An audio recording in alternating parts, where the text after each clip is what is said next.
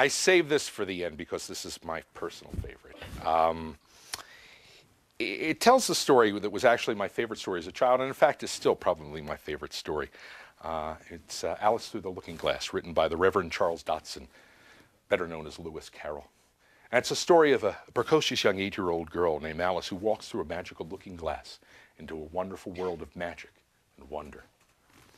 And I'm going to illustrate some of my favorite passages of the story utilizing a pack of cards and a little mirror, a looking glass, one very similar to Alice, perhaps not quite as dirty, and the wonderful adventures she found on the other side. We need to have a card selected to represent young Alice, the precocious young 8-year-old. If you would, please. As I run through the pack, just tell me when to stop. Stop. Right there. We utilize this card, the 5 of spades, to represent Alice. An excellent choice, one I would have made myself had I been given the opportunity. Right. There's some other cards that we use that we come to. The first 2 are the 2 black jacks.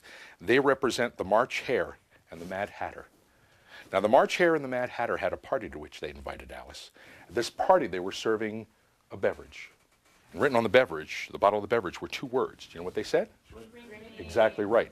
Strange thing happened when she drank the beverage, because she shrank to nearly 1/4 of her normal size.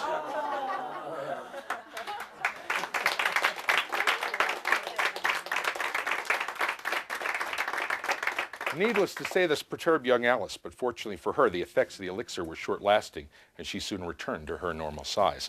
That was the first adventure of little Alice. The second adventure occurred when she met up with the Black Queen and the Black King.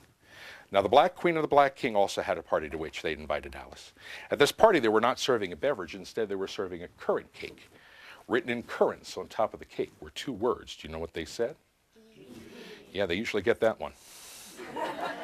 Strange thing happened when she ate the currant cake, because she didn't start to shrink. No, no, no. Instead, she started to grow. So much so that her arms and legs protruded through the windows and doors, her head through the chimney.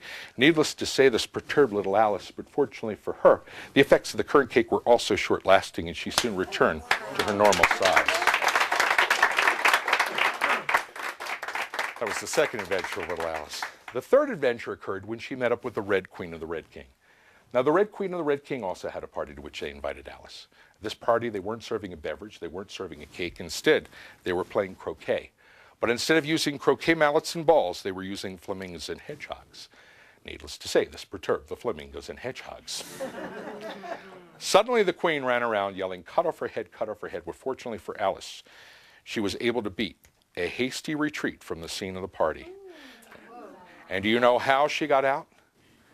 The same way that she got in, through the looking glass.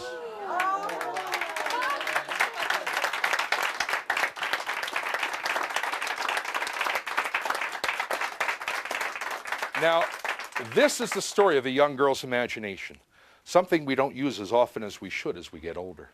Some people think you need a magic looking glass like this to get into that wonderful world of magic and imagination, but you don't. You can use any looking glass at all. In fact, any one of these will do.